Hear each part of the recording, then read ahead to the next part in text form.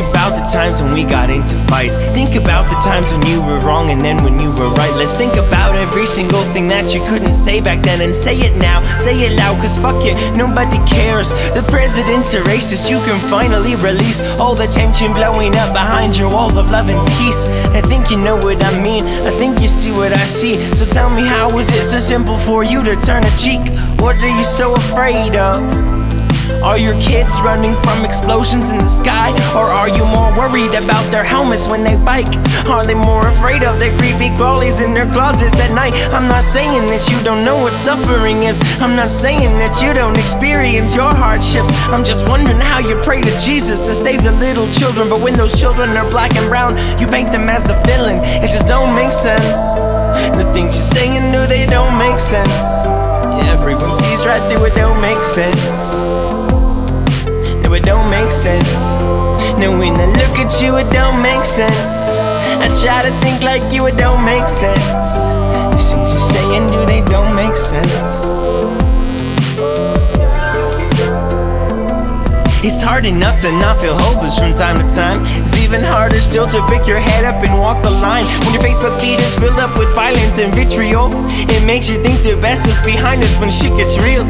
You know, I feel like I've been sitting behind this computer screen for far too long, and I feel like it's time to be known and seen. So here I am, world, are you ready for my voice? Are you ready to stand up? Are you ready for this choice? The world is collapsing in front of our eyes, and our sons and daughters will grow up knowing that, hey, at least we tried to clean up this mess before it got out of hand. Now we're stuck with these problems, we're stuck with this man who whines and complains like a 3-year-old on Twitter, starting wars with a tap on the screen of his phone while he sits on the shitter.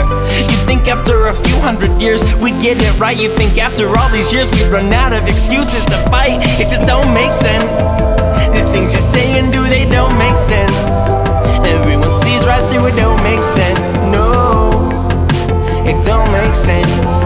Now when I look at you, it don't make sense. I try to think like you, it don't make sense. These things you're saying, do they don't make sense. No, they don't make sense. So now you know. Yes, now you know.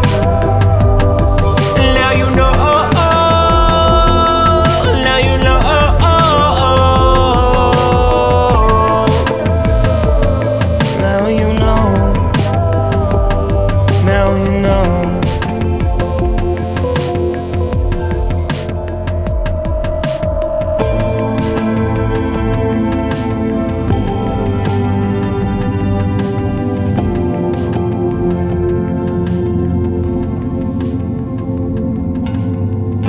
Macklemore talks about his white privilege, and I realized I've got that too, you know, despite how brown my skin is.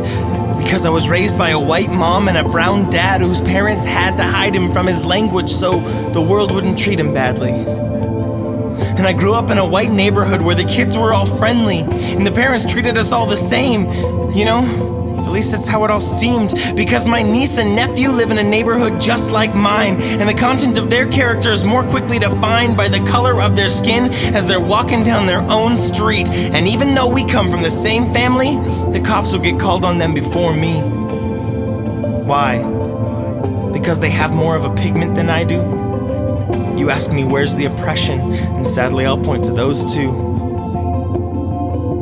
Where's the oppression, you ask? I know it's hard for you to see, because in your mind your white skin has never helped you out financially. And now you feel as though that's what I'm saying when I say white privilege.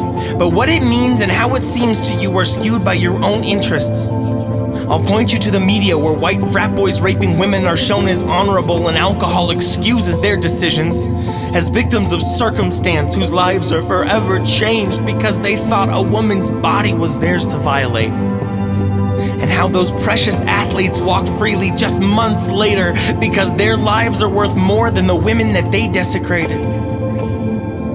And yet black teens rot in cells because they smoked a little weed. Well shit, there's your oppression, land of the free indeed. And you treat everyone the same, black, white, or brown, and that's great for you, but see, here's the one thing that I found is that you call black kids thugs when you see them on Fox News, while white kids shooting up black churches are merely troubled and confused. Do you not see the oppression there? It may be subtle, but it's an infection, because a black male goes to jail while a white guy gets no conviction. For the same crime, no less, and yet you say it's not a race thing. Really? Then why do the stats not say the same thing?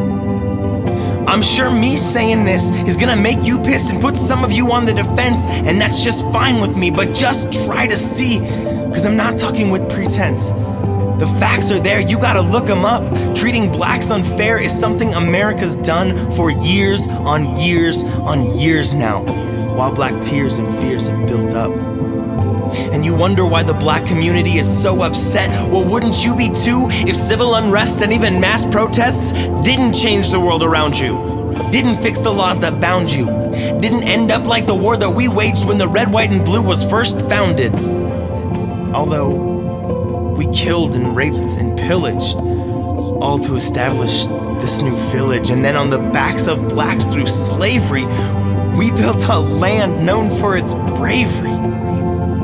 Was it brave to wipe out an entire indigenous population instead of learning to coexist through respect and appreciation? Because the soil of this land is saturated with the blood of natives, and yet if we speak out against all of these aberrations, then you tell us to just forget.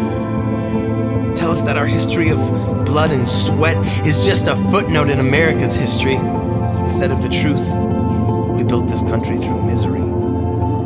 You say, Casey, you're not black and neither are all of your friends, and you're absolutely right. I'm a product of my own environment. Because the population of black folk in Colorado is less than 5%, which saddens me because it means our doors aren't fully open yet.